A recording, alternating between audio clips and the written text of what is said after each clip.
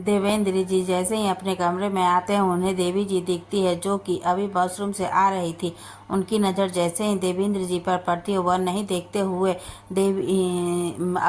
इतनी सुबह सुबह कहाँ चले गए थे। देवी जी की बात सुनकर देवेंद्र जी नाम कर हिलाते हुए, कहीं नहीं, बस कुछ ज़रूरी काम था वहीं निपटाने गए थे। देवी जी देवेंद्र जी की बात सुनकर हाँ में सर हिलाते और उनके चेहरे की तरफ देखते हुए, क्या हुआ, आप कुछ परेशान लग रहे हैं। देवेंद्र जी देवी जी की बात सुनकर मुस्कुराकर नाम से हिलाते हुए, बिल्कुल नहीं, हम परेशान नहीं हैं, बस वर्कलोड थोड़ा ज़्यादा है ना, इसलिए। बट आप चिंता मत कीजिए, आप सब कुछ ठीक हो रहा है, क्योंकि हमारा ऑफिस सक्षम भी देख रहा, तो हमारे पास वर्कलोड थोड़ा कम है। देवेंद्र जी की बात सुनकर देवी जी सर हिलाती है और फिर कमरे से बाहर निकल जाती है। देवी जी के जाते ही देवेंद्र जी का चेहरा सख्त हो जाता है और वह कुछ सोचते हुए वॉशरूम में चले जाते हैं। वहीं दूसरी तरफ अखिल जी जैसे कमरे में जाते हैं, वहीं दिव्या जी उनके पास जाकर, क्या हुआ, मिले आप उससे। दिव्या जी की बात सुनकर देवेंद्र जी हमेशा हाँ में सर हिलाते हैं और उन्हें देखते हुए, भाई ने उसे पूरी तरह अपने जैसा बना दिया, जो हम नहीं चाहते। कभी नफरत करती है उसके अंदर, अभी नफरत क्या करती वह तो आने वाला समय ही बताएगा। दिव्या जी सुनकर सोफे पर बैठकर, सब हमारी गलती है अखिल, वह उसे इस तरह बन गया, हमें उसे जानवर के पास छोड़ना ही नहीं चाहिए था। उसने पूरी तरह हमारी ज़िंदगी बर्बाद करने की प्लानिंग कर ली है, हमें किसी भी तरह यह रोकना होगा। हम अपने परिवार को फिर से बिखरता हुआ नहीं देख सकते, हमें हमारा परिवार इसी तरह चाहिए। दिव्या जी की बात सुनकर अखिल जी उनके कंधे पर हाथ रखकर, ऐसे कोई बात नहीं, हमारा परिवार अब कभी नहीं टूटेगा। अब हमारी राजकुमारी आ गई है ना, अब हमें कोई डर नहीं है। जब हम सब साथ हैं तो कोई हमारा बाल भी बांका नहीं कर सकता। अखिल जी की बात सुनकर दिव्या जी उन्हें गले लगा लेती है। उनकी आंखों से आंसू बह रहे थे। उनकी आंखों में ऐसा था जैसे कितनी तरफ आंखों में अखिल जी दिव्या जी से दूर होकर उसके फोरहेड पर किस करके, आप चलिए हम आते हैं। दिव्या जी हाँ में सर हिलाते और वह कमरे से बाहर निकल जाती है। अनुराग इस वक्त अपने पर्सनल विला में था। इस फिल्म विला में उसके पापा नहीं रहते थे। वह सीधा अपने कमरे में जाकर वॉशरूम में चला जाता है। उसे आज देवेंद्र जी और अखिल जी की बात याद आ रही थी। याद आते ही वह अपना हाथ दीवार पर मारते हुए, मैं ऐसा कभी नहीं होने दूंगा, राजावत परिवार को बर्बाद कर दूंगा मैं, यह कहते हुए उसकी आंखों में बेहिसाब नफरत दिख रही थी। फिर अचानक से वह दीवार से लगकर नीचे बैठते हुए अपनी आंखें कस के बंद कर लेता है। उसके सामने एक 5 साल का बच्चा आता है, जो कि अपनी माँ का हाथ पकड़े उसके रोकने के लिए कह रहा था, माँ प्लीज़ मत जाओ ना, हम यहीं रहेंगे, मेरे साथ रहो ना, प्लीज़ मत जाओ, मुझे छोड़कर मत जाओ माँ। पर उसकी माँ उसकी एक न सुनते हुए उसका हाथ छुड़ाकर चली जाती है। अपनी माँ के जाते ही वह बच्चा ज़मीन पर बैठकर जोर जोर से रोने लगता है कि तभी एक आदमी आकर उसका हाथ पकड़कर खींचते हुए उसे घर के अंदर ले जाते हुए, नहीं, वह तुम्हारी माँ, उसे कोई कदर नहीं है तुम्हारी, और जिसे तुम्हारी कदर नहीं, तुम उसके लिए आंसू क्यों बहा रहे हो। तुम मेरे बेटे हो, मेरे साथ रहोगे, तुम आस्तिक रजावत के बेटे हो, मेरे साथ रहकर मेरी तरह बनोगे। यह कहकर वह मुस्कुराते उसे लेकर अंदर चला जाता है। वही वह बच्चा अभी भी रो रहा था। यह सब याद आते हैं। अनुराग अपनी आंखें खोलकर सामने देखते हुए, मैं कभी माफ़ नहीं करूँगा आपको, कभी नहीं, बर्बाद कर दूंगा मैं सबको, चाहिए सही हो या गलत मुझे नहीं जानना, लेकिन उनकी बर्बादी मेरे हाथों ही होगी। वहीं एक विला में आस्तिक रजावत अपने कमरे में बैठकर शराब पीते हुए, तुम्हारी बर्बादी तुम्हारे बेटे के हाथों से ही करवाऊंगा। My dear wife, oops ex wife, मुझे थोड़ा सा ना छोड़ा था ना तुमने उसके लिए, अब देखना मैं कैसे अपने बेटे को उस राजगद्दी पर बिठाता हूँ। आखिरकार वह भी तो रजावत है ना, गलत ही सही, लेकिन इस बार तो जीत मेरी ही होगी। बहुत पावरफुल पेम्पर तैयार किया है मैंने उसके सामने, तुम्हें घुटने टेकने ही पड़ेंगे, कहकर वह जोर जोर से हंसने लगता है। रजावत हवेली सब लोग फ्रेश हो चुके थे और सब लोग इस वक्त हॉल में बैठे थे। उनके साथ बहुत लोग और भी थे। तभी काजल सीढ़ियों से चलकर नीचे आती है और सामने का नज़ारा देख कर एक बार अपनी जगह पर रुक जाती है।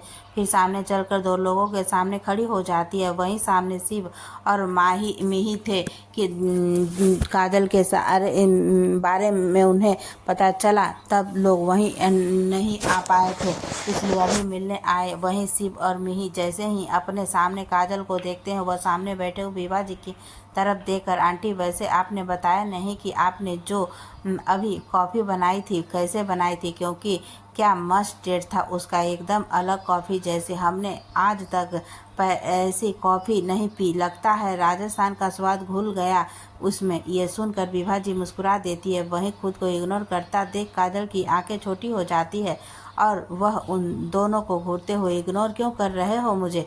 पर वह दोनों बिना रिएक्ट किए विभा जी से बात कर रहे थे। यह देखकर काजल सीधे यान के पास जाकर बैठ जाती है और सामने से कॉफ़ी का गिलास उठाते हुए अखिल जी की तरफ देखकर, मैंने सुना आज रात को आप कुछ कांड करके आए, क्या करके आए? यह सुनते ही देवेंद्र जी और अखिल जी के हाथ जो चाय की चुस्की लेने के लिए उठ रहे थे, तो बीच में ही रुक गए और वह दोनों काजल की तरफ देखने लगे। वहीं काजल की बात सुनकर सब लोग अखिल जी और देवेंद्र जी की तरफ देखने लगते हैं, तो वह दोनों खुद को इस तरह देखता पाकर, हम दोनों ने कुछ भी नहीं किया। यह सुनकर काजल कुछ नहीं बोलती और अक्ष, यान, सक्षम, अथर्व, इन सब के अलावा सभी कंफ्यूज से अखिल जी की तरफ देख रहे थे। यह देखकर अखिल जी ने एक बार और कहा, अरे यार मैंने कुछ भी नहीं किया है, वह तो कल रात को बस कंपनी के इश्यूज हो गए थे जिस वजह से मुझे और देव को जाना पड़ा। यह सुनकर सब लोग वापस एक दूसरे से बात करने लगते हैं। तभी काजल का फ़ोन रिंग करता है। काजल उसे पिक करती है। सामने की बात सुनकर उसका जवाब देते हुए, हाँ ठीक है, मीटिंग फिक्स कर दो, आती हूँ, और हाँ ध्यान रहे सब कुछ प्रॉपर सिक्योरिटी में होना चाहिए। उसकी बात सुनकर देवी जी उसे परेशानी में देखने लगती है। यह देखकर देवेंद्र जी उनके हाथ पर हाथ रखकर आंखों से शांत रहने का इशारा करते हैं। देवी जी हाँ में सिर हिलाती और चुपचाप से काजल को देखने लगती है। वहीं काजल फ़ोन करने के बाद और जब यान को देखती है तो यान उसे घूर रहा था। यह देखकर वो अपनी आईब्रो ऊपर करके, इस तरह घूर क्यों रहे हो? यान काजल की बातों का जवाब देते हुए, अभी तुम पूरी तरह से रिकवर नहीं हुई हो, डॉक्टर ने रेस्ट करने के लिए कहा है, तुम कहीं नहीं जा सकती। लेकिन काजल कहाँ सुनने वाली थी, वह उसे बोलते हुए, सिर्फ एक मीटिंग करनी है, जल्दी आ जाऊंगी, मीटिंग ज़रूरी है। तब वहीं देवी जी भी यही सवाल पूछने वाले थे, लेकिन वह काजल का जवाब सुनकर चुप हो जाती है। अभी उन लोगों के रिश्ते इतने भी ठीक नहीं थे कि वह अपना पूरा हक जता पाए। अभी सब एक दूसरे से बात कर रही थी कि तभी सीबी काजल को घूमते, एक तो शादी के बाद तूने एक बार भी कॉल नहीं किया, और जब हम तुमसे मिलने आए और नाराज़ हैं तो तू हमें मना भी नहीं रही, चुपचाप से बैठ गई, कितनी सेल्फिश है तू काजू। काजल गौर से उन दोनों को देखकर, मैंने नहीं कहा था नाराज़ रहने के लिए, तुम दोनों खुद नाराज़ हो। मैं तो आई थी बात करने, एंड यू नो मैं ज़्यादा किसी के सामने गिड़गिड़ाती नहीं हूँ। यह सुनकर दोनों सर हिलाती है और जाकर काजल के साइड में बैठ जाती है। काजल की एक साइड यह यान बैठा था, एक साइड सीवी और उसके बगल में मिही बैठी थी। वहीं इस वक्त सक्षम, जो कि काजल के सामने बैठा था, उसकी नज़र काजल पर टिकी थी। काजल को देखकर उसको डेविड के फ़ोन में अच्छे फ़ोटो याद आ रही थी। यह याद आते हैं उसकी आंखों में गिल्ट, दिल में दर्द और बेहिसाब गुस्सा। वह यह सब सोच ही नहीं सकता कि अगर काजल को कुछ हो जाता तो कैसे खुद को माफ़ करता, कैसे खुद की ही बहन को मारने के लिए उसने लोगों को लगाया था। यह सब होते हुए सीधे सक्षम उधर से उठ जाता है और बाहर की तरफ चला जाता है। उसका ऐसे जाना सब लोग को अजीब लगता है, लेकिन फिर सब सोचते हैं कि उसे कुछ काम होगा, इससे वह लोग ज़्यादा नहीं सोचते और अपना सब नाश्ते के लिए चले जाते हैं। सक्षम की गाड़ी लगभग आधे घंटे बाद एक विला के सामने आकर रुकती है। सक्षम आगे जाता है। सक्षम के जाते ही गार्ड दरवाज़ा खोल देते हैं। सक्षम चलकर सामने जाता है, इधर से कमरे की तरफ मुड़ जाता है। उस कमरे से किसी आदमी के चीखने की आवाज़ आ रही थी, पर वह आवाज़ अब धीमी पड़ चुकी थी। सक्षम उस कमरे में जाता है तो देखता है सामने डेविड जंजीरों से बंधा हुआ लटका था। उसके दोनों हाथों को बंद रखे थे और लगातार उसके ऊपर बेल्ट के एक बॉडीगार्ड मारे जा रहा था। जैसे डेविड की चीख निकल रही थी, सक्षम जाकर सामने कुर्सी पर बैठ जाता है। इस पर उसकी आंखें एकदम लाल थी। सक्षम को देखते ही डेविड दर्द सहन करते हुए, बॉस बस मुझे माफ़ कर दीजिए, आज के बाद मैं किसी लड़की की तरफ आँख उठा कर भी नहीं देखूंगा, बस प्लीज़ मुझे माफ़ कर दीजिए, मैं बहुत दूर चला जाऊंगा, प्लीज़ बॉस मुझे माफ़ कर दीजिए। डेविड के बात सुनकर सक्षम अपनी गरजती आवाज़ में, आज के बाद तुम किसी लड़की की तरफ देखने लायक ही नहीं रहोगे, जो देखोगे। तुम्हारी हिम्मत कैसे हुई मेरी बहन पर आंख उठाकर देखने की, और मुझसे ही मुझे बचाने के लिए सिक्योरिटी लेते रहे तुम। यह सुनकर डेविड रोते हुए, बस मुझे माफ़ कर दीजिए, मुझे नहीं पता था कि वह आपकी बहन है, वरना मैं ऐसा कभी नहीं करता, प्लीज़ मुझे एक बार छोड़ दीजिए। वह यह बोल रहा था कि तभी उसकी चीख निकल आई, क्योंकि एक इंसान ने गर्म रोड उसके हाथों पर लगा दिया था। सक्षम उसकी बात सुनकर बस उसे टॉर्चर होते देख रहा था। अभी तक डेविड की हालत बहुत बुरी हो गई थी, कल से लगातार उसे टॉर्चर किया जा रहा था। कुछ खाना पीना न देने की वजह से वह कमज़ोर भी हो गया था। सक्षम चलकर डेविड के पास जाता है और अचानक से डेविड की चीख बंद हो जाती है। सक्षम ने एक जोरदार चाकू सीधे उसके गले के बीचों बीच उतार दिया था, जिसकी वजह से उसकी सांस इस वक्त रुक गए और उस कमरे में शांति छा गई। उसके मरने के बाद सक्षम अपने आदमियों को इशारा करके वहाँ से निकल जाता है। वहाँ से निकलने के बाद सक्षम सीधा काजल के ऑफिस की तरफ बढ़ जाता है। वहीं KM इंडस्ट्री, काजल इस वक्त मीटिंग हॉल की तरफ जा रही थी। वो मीटिंग हॉल में जैसे ही पहुंचती है तभी एक आवाज़ आती है, hello miss KM, I am Anurag Rajawat. ये सुनते ही काजल एकदम से रुक जाती है। काजल अपनी नज़र उठाकर सामने देखती है, जहाँ पर एक नौजवान बैठा था जो दिखने में कम नहीं था। वहीं उसका नाम सुनकर काजल की आंखों के सामने कुछ पल घूम जाते हैं। वह जाकर अपनी हेड चेक पर बैठ जाती है और अपने असिस्टेंट की तरफ देखकर कुछ इशारा करती है। उसके असिस्टेंट इशारा समझते हुए एक फाइल अनुराग के सामने रख देती है। अनुराग डीके कंस्ट्रक्शन का CEO था। वह यह कंपनी उसने खुद की मेहनत पर खड़ी की थी और अभी उसके कुछ पार्टनरशिप किया है इंडस्ट्री से चल रहे हैं। अनुराग वह फाइल लेते ही उस फाइल को चेक करने लगता है। अनुराग का पूरा ध्यान फाइल पर था, पर वहीं काजल अनुराग को ही देख रही थी। एक बच्ची जो तकरीबन 4 साल की होगी, वह यह एक 10 साल के लड़के के साथ उसका हाथ पकड़े चल रही थी। वह लड़की चलते चलते, अनु भैया आप मुझसे ऐसे चुपके मिलने क्यों आते हो, पता है आप मेरे बेस्ट भाई हो।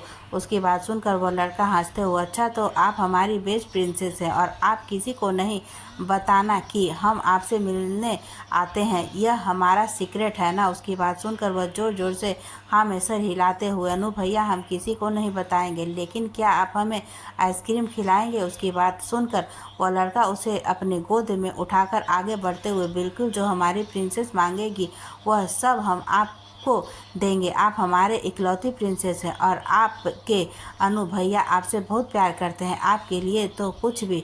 वह उसको लेकर आइसक्रीम पार्लर जाता है और उसको मनपसंद आइसक्रीम खरीद देता है। वह लड़की खा रही होती है कि तभी पीछे से आवाज़ आती है, कनक कहाँ है आप। सुनते ही वह लड़का उस बच्ची को अपनी गोद से नीचे उतारते हुए, प्रिंसेस जाओ, अच्छा आपको बुला रहे हैं और उसे बताना मत हम आपसे मिले हैं, ठीक है। उस लड़के की बात सुनकर कनक हाँ में सिर हिलाती है और उसको बाय बोलकर आगे की तरफ चली जाती है। तभी उसके कानों में एक आवाज़ आती है, हेलो मिस काजल। यह सुनते ही वह अपने होश में आकर सामने देखती है, उसे अनुराग आवाज़ दे रहा था। वह अनुराग की तरफ देखते हुए, यस काजल की आंखें हल्की सी नम हो गई थी, पर उसे अपने इमोशन कंट्रोल करने अच्छे से आता था। अनुराग उसकी तरफ देखते हुए, मिस काजल इसमें कुछ पॉइंट मुझे नहीं सही नहीं लग रहे, मुझे इस प्रोजेक्ट से 50% चाहिए, आपने सिर्फ 30% लिखे हैं, प्रोजेक्ट में हम दोनों पार्टनर्स हैं तो आपको मुझे 50% देने चाहिए। उसके बात सुनकर काजल बिना किसी ना नुकुर करके, ठीक है मिस्टर रजावत, आपको इस प्रोजेक्ट में 50% प्रॉफिट मिलेगा। सुनते ही अनुराग डील डन कर देता है और जाने के लिए खड़ा होता है। तभी एक बार वह काजल की तरफ मुड़कर देखता है, न जाने क्यों उसे काजल से किसी अपनेपन की आभा महसूस हो रही थी, पर वो सबको इग्नोर करके उस प्रोजेक्ट पर साइन करके काजल को बाय बोलकर वहाँ से चला जाता है। वहीं काजल अभी तक उसे जाता हुआ देख रही थी, तभी वो अपनी आंखें बंद कर सीट से टिकाकर मिस यू अनु भैया, जल्द ही मैं आपसे मिलूंगी, यह कहकर वहां से अपनी केबिन की तरफ निकल जाती है। कोई दूसरी तरफ रजावत कॉरपोरेशन अखिल जी के केबिन के सामने आस्तिक बैठा था और वह मुस्कुरा के साथ अखिल जी को देख रहा था। यह देखकर अखिल जी से देखते हुए, भाई अब क्या लेने आए हैं आप यहाँ? यह सुनकर अखिल हंसते हुए, यह सब कुछ मेरा ही तो है। उसने इतना ही कहा था कि पीछे से देवेंद्र जी केबिन में आते हुए, बिल्कुल नहीं, अपने अपने हिस्से से दुगना लिया है, इसमें से फूटी कौड़ी भी अब आपकी नहीं है, तो इस पर अपना हक जताना बंद कीजिए। देवेंद्र जी की बात सुनकर आस्तिक पीछे पलट कर देखता है, फिर हंसते हुए, अरे मेरे छोटे भाई, अपने भाई से इतनी नाराजगी कैसी? अब जो तुम लोगों का है वह तो मेरा हुआ ना। अब तुम लोगों के मरने के बाद कोई तो होना चाहिए ना इसे लेने वाला, इसलिए मैं ले लूँगा, क्या कहते हो? और वैसे भी मेरी बहुत इम्पोर्टेंट चीज़ है तुम्हारे पास। अखिल यह सुनकर अखिल जी हंसने लगते हैं। उन्हें हंसता देख आस्तिक मुस्कुराहट के साथ उसे देखते हैं। उनकी मुस्कुराहट कोई नॉर्मल नहीं थी। अखिल जी हंसते हुए, भैया भैया बहुत गलत जगह आजमा रहे हैं आप अपना हाथ। अब आपको यहाँ से एक भी पैसा नहीं मिलेगा और ना ही कोई रिश्ते, आप हमारे कुछ नहीं लगते, और जो मेरे पास है इस पर सिर्फ मेरा हक है। आप उस पर नज़र डालने के बारे में सोचना भी मत। फिर सीरियस होकर तो आप यहाँ से इज्जत से जाएंगे, फिर मैं आपको धक्के मार कर बाहर निकालूं, मिस्टर आस्तिक रजावत। अखिल जी की बात सुनकर आस्तिक दांत पीसते हुए खड़ा होकर उन दोनों की तरफ देखकर, बहुत जल्द तुम दोनों की अकड़ निकालूंगा, मैं देखते जाओ बस। यह कहकर वह उन दोनों को एक खतरनाक नज़र देखकर केबिन से बाहर निकलकर जोर से केबिन का डोर पटक कर चले जाते हैं। उनके जाने के बाद देवेंद्र जी भी अखिल जी को कुछ इशारा करके चले जाते हैं। वहीं अखिल जी अपनी आंखें बंद करके कुछ सोचने लगते हैं। वहीं रजावत हवेली में दिव्या जी अपने कमरे में बैठी थी। उनके हाथों में एक एल्बम थी। दिव्या जी एल्बम में 5 साल के लड़के की फ़ोटो पर हाथ फेराते हुए बोली, यह मेरी गलती की ही सज़ा है। काश मैं उस वक्त बदल सकते, काश मैं तब उसकी समझदार होती कि अपने लिए सही गलत समझ पाती, पर नहीं, मेरे एक गलत डिसीजन में आज हम सब की ज़िंदगी में इतना बड़ा तूफान लाकर खड़ा कर दिया है, जो पिछले कई सालों से हमें उखाड़ फेंकने की फिराक में। लेकिन इस बार तो मुझे नहीं तोड़ पाओगे, मैं अकेली नहीं हूँ, सब है मेरे साथ। ज़रूर पड़ने पर तुम्हें मार डालूंगी मैं, लेकिन इस बार अपने परिवार को नहीं बिखरने दूंगी। वह भी अपने आप में खोए हुए ही बात कर रही थी कि तभी उसको अपने कंधों पर किसी का हाथ महसूस होता है।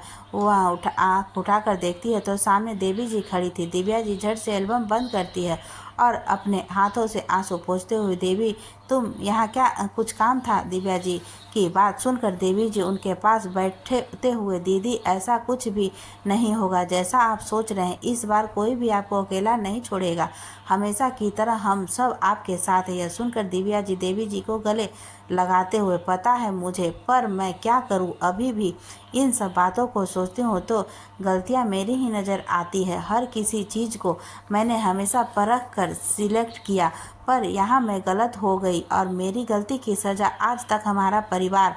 मैं क्या करूँ देवी की, यह सब खत्म हो जाएगा, नहीं सहा जाता मुझसे अब। और वहाँ मेरा वह अभी इतना ही बोलती कि तभी उसके दरवाजे पर नॉक होता। वह दोनों सामने देखती है तो सामने विभा जी खड़ी थी।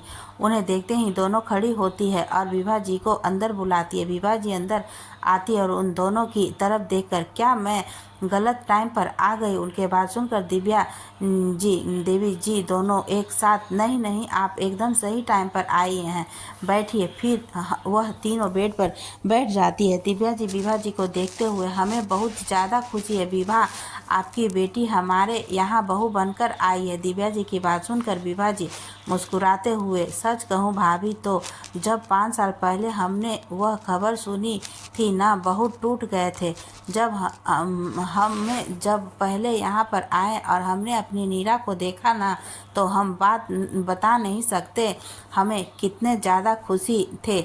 उसे अपनी बेटी पाना जिसे होने की उम्मीद खत्म हो, वह अगर आपके सामने आ जाए ना, तो ऐसा लगता है कि हमें पूरी दुनिया की खुशी मिल गई है। मन किया था कि भागकर उसे गले लगा ले, और उसकी गलतियों की वजह से हमने अपने आप को कठोर रखा, पर अभी सब ठीक है। हमें हमारी बेटी मिल गई और आज मैं अपने दोनों बेटियों को अपने साथ देख पा रही हूँ। मैं बहुत खुश हूँ। विभा जी की बात सुनकर दोनों खुश होते हैं हुए उन्हें देखते हैं। इसी तरह तीनों एक साथ बैठकर अपनी बातें कर रही थी। दूसरी तरफ नीरा इस वक्त आही और दिया के साथ अपने रूम में थी और आही बुक्स रीडिंग करवा रही थी। तभी दिया नीरा को देखते हुए, ऐसे भाभी एक बात पूछूं आपसे? दिया की बात सुनकर नीरा हाँ में सर हिलाते हुए, जरूर दिया, कहिए ना, क्या पूछना है आपको हमसे? तो दिया उसकी तरफ देखकर, भाभी एक बात बताइए, प्यार कब होता है? हमें पता कैसे चलता है कि हमें प्यार हो गया है? यह सुनकर नीरा मुस्कुराते हुए, हमें प्यार का डिफिनेशन अच्छे से तो नहीं पता दिया, पर इतना ज़रूर पता है जिसका साथ अच्छा लगे शायद उसे प्यार कहते हैं। जिसकी केयर करने का मन कर खुद से अपने पहले उसका ख्याल है। हम हर वक्त सब अपने साथ, चाहे उसकी खुशी दुख दर्द सब हमारे अपने, शायद हमें उस इंसान से प्यार होता है। नीरा की बात पर दिया खुश होते हुए, मतलब भाभी आप भी भाई के लिए यह सब फील करती हो? उसकी बात सुनकर नीरा सर हिलाते हो, मैं उन्हें हमेशा अपने पास चाहती हूँ, और जो जो मैंने तुम्हें बताया ना, वह सब कुछ मैं जो फील करती हूँ वह मैंने तुम्हें बताया, और ये ही मेरे लिए प्यार है। यह कहते हुए वो मुस्कुराने लगती है। नीरा की बात सुनकर दिया अपने ख्यालों में खोए हुए, क्या मुझे भी जब प्यार होगा तो ऐसा फील होगा भाभी? दिया की बात सुनकर नीरा उसकी तरफ देखते हुए, हर किसी के लिए प्यार की डिफिनेशन अलग होती है। मेरे लिए अलग है, आपके लिए अलग हो सकती है। हम जिसे भी प्यार करते हैं उसे हमेशा अपने पास चाहते हैं, उसे हमेशा खुशी देकर उसकी खुशी में खुश जाकर या फिर उसके होकर ही रह जाते हैं। शाम का वक्त, सभी अपने काम से घर आ गए थे और फ्रेश होकर वापस नीचे, अभी तक काजल वापस फ्रेश होकर नीचे नहीं आई थी। सब फ़ोन बैठे थे। डिनर रेडी हो रहा था या नहीं, अभी तक अभी से घर नहीं आया। बाकी सब घर के लोग नीचे थे। आही इस वक्त अंश जी के गोद में बैठी थी और उसके हाथों में सब सपने वह खा रही थी और टुकुर टुकुर सबको देख रही थी। अभी तूने सबकी तरफ देखकर कहा काजल नहीं आई। यह सुनकर देवी जी, मैंने देखा नहीं, हो आ गई, कमरे में है, फ्रेश होकर बस आती ही होगी। वहीं ऊपर काजल के रूम में तो इस वक्त सोफे पर बैठी थी। उसके हाथ में फ़ोन था जिसमें वो ईमेल चेक कर रही थी। अभी उसके पास एक नोटिफिकेशन आता है जिसे देखकर वो नोटिफिकेशन टाइप करती है। उसके सामने अनुराग की फ़ोटो शो होने लगती है और उसके नीचे के बारे में इन्फॉर्मेशन लिखी हुई थी। फादर उसे फ़ोटो को देखते हुए, अनु भाई, आज आप अपनी प्रिंसेस को पहचान नहीं पाए, लेकिन देखो ना, आपको एक बार देखने से आपकी प्रिंसेस अपने अनु भाई को पहचान गई।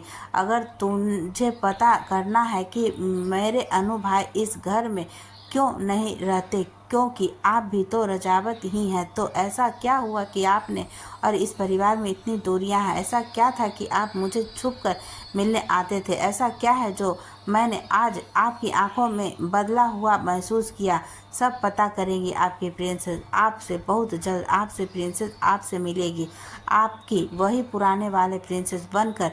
यह कहते वक्त काजल के होठों पर एक मुस्कान थी। कुछ देर बाद रूम का दरवाज़ा खुलता है और यान चलकर रूम के अंदर आता है। यह देखकर काजल अपना फ़ोन बंद करके सोफे पर रखकर यान के पास जाकर उसके कोट को उतारते हुए, कैसा था आज का दिन? काजल की बात सुन यान अपने दोनों हाथ उसकी कमर पर रख अपने आप से चिपकाते हुए, जब तुम पास ना हो तो सब खाली खाली गुजरता है वाइफी। तुम्हारे बिना यान राठौर अधूरा सा था, देखो ना आते ही तुमने पूरा कर दिया है। कहते हुए उसने काजल के माथे पर किस कर लिया। यान की बात सुनकर काजल मुस्कुराते हुए उसके कोट को सोफे पर रखकर अपने दोनों हाथ उसके गले में लपेटकर उसके गाल पर किस करते हुए, I love you so much यान। ये सुनकर यान के गले में अपना चेहरा छुपाते हुए, I love you too wifey. लेकिन आज यह आपके मूड बदले बदले हुए से मोहतरमा लगता है, दिन बहुत खास गुजरा है तुम्हारा। यह सुनकर काजल मुस्कुराते हुए उसे जोर से हक करके, हाँ ऐसा कह सकते हैं। आज किसी ऐसे इंसान से मिली जिससे मिलने की सोची भी नहीं थी मैंने। That's I happy today and so much curious to know about something which happiness in my past. यह सुनकर यान, हाँ तो ऐसा कौन था जिसे मिलने के बाद तुम इतनी खुश हो, क्या मैं जान सकता हूँ। काजल यान से अलग होकर उसके शर्ट के बटन खोलते हो, हाँ जरूर जान सकते हो, लेकिन अभी डिनर करे बाद में बताती हूँ, सब नीचे वेट कर रहे हैं। काजल की बात सुन यान उसके गालों को सहलाकर वॉशरूम की तरफ जाते हुए, ओके तो मैं रेडी रहूँगा, यह कहकर वह वॉशरूम में चला जाता है। वहीं काजल कोट को उठाकर उसकी जगह पर रखते हुए आकर वापस सोफे पर बैठ जाती है और फ़ोन खोलकर उसमें अनुराग की इन्फॉर्मेशन देखने लगती है। कुछ देर बाद यान वॉशरूम को एक लोअर और टी शर्ट पहनकर निकलता है। फिर वह दोनों रूम से बाहर निकलकर नीचे डिनर एरिया की तरफ चले जाते हैं, जहां पर इस वक्त सब लोग मौजूद थे। उन दोनों को आता देख सब लोग स्माइल करके उन्हें देखते हैं। वह दोनों अपने चेयर पर बैठ जाते हैं। फिर सभी डिनर स्टार्ट कर देते हैं। वहीं दूसरी तरफ राजस्थान में आस्तिक के बिला अनुराग ऑफिस से लौटता है और अपने रूम की तरफ जाने लगता है कि तभी उसे हंसने की आवाज़ सुनाई देती है। मैंने सुना है तुम अपने दोनों चाचा से मिले थे, आज अंदर का भतीजा जाग रहा है क्या। आस्तिक की आवाज़ सुनकर अनुराग अपने हाथों की मुट्ठी बनाता है। कुछ पल अपनी आंखें बंद रखने के बाद खोलकर उसकी तरफ मुड़ते, बिना किसी भाव के, आपको अपने सिखाई बुद्धि पर भरोसा नहीं है क्या। आपने मेरे अंदर इतना ज़्यादा मैल भरा हुआ है कि चाह कर भी नहीं निकाल सकता, तो आप बेफिक्र रहिए। यह कहकर वो सीढ़ियों से अपने रूम में चला जाता है। वहीं पीछे आस्तिक अपने दांत पीसते हुए उसे जाते हुए देखता है। फिर उसके चेहरे पर शैतानी मुस्कुराहट तैर जाती है। वहीं ऊपर रूम में अनुराग सोफे पर अपनी आंखें बंद करके बैठा था। इस वक्त उसके बाल बिखरे हुए थे। उसकी आंखें के सामने किसी औरत का चेहरा आ रहा था। वहां के बंद किए हुए अपने बालों में हाथ फेर कर बोला, आज मेरी ज़िंदगी इस इंसान के साथ ऐसी हो गई, सब आपकी वजह से हुआ है। मैं ज़िंदगी जीना नहीं चाहता था लेकिन मजबूर हूँ आपकी वजह से। यह कहते हुए उसकी आंखों से आंसू गिर गया। वह अपनी आंखें खोलता है। उसकी आंखें एकदम लाल थी। वह उठकर ड्रॉर के पास जाता है और उसमें से एक फ़ोटो निकालता है। वह फ़ोटो में अनुराग ने उससे बच्चों को गोद में उठाया और उसके गालों पर किस करते हुए यह फ़ोटो क्लिक की गई थी। अनुराग उस फ़ोटो को देखकर उस पर हाथ फिराते हुए, आई मिस यू प्रिंसेस, काश तुम आज मेरे पास होती, तुम्हारा भाई ऐसा नहीं था पता है आज। यह बोलते हुए वह रुक गया और उस फोटो को वापस ड्रॉर में डालकर वॉशरूम में चला जाता है। वहीं दूसरी तरफ रजावत हवेली में सब लोगों ने अपना डिनर कर लिया था और अभी अपने कमरे में थे। दिव्या जी और अखिल जी के रूम में, अखिल जी वॉशरूम में थे और दिव्या जी बेड पर बैठकर अपने हाथों में फ़ोटो को देख रही थी। उस फोटो में एक 6 साल का लड़का था। उसके साथ दिव्या जी खड़ी थी और वह लड़का दिव्या जी से कुछ बातें कर रहा था। उसके चेहरे पर इस वक्त बड़ी सी मुस्कुराहट थी। उस फोटो को देखकर दिव्या जी मुस्कुराते हुए उस पर हाथ फिराती है और उस लड़के के चेहरे को चूमकर, आज भी बहुत प्यार करती हूँ तुमसे, नहीं छोड़ना चाहती थी तुम्हें उस समाज के पास, लेकिन हमेशा वह नहीं होता जो हम चाहते हैं। आज भी खुद को माफ़ नहीं कर पा रही, तुम्हें इस हालत में नहीं देख पा रही हूँ। एक माँ होकर भी तुम्हें एक माँ बनकर संभाल नहीं पा रही। मुझे जैसी अभागन कोई नहीं होगी जो अपने सामने अपने बेटे को इस कदर टूटा हुआ देखते हैं। मुझे माफ़ करना अनु, मैं कभी तुम्हारे लिए कुछ नहीं कर पाए।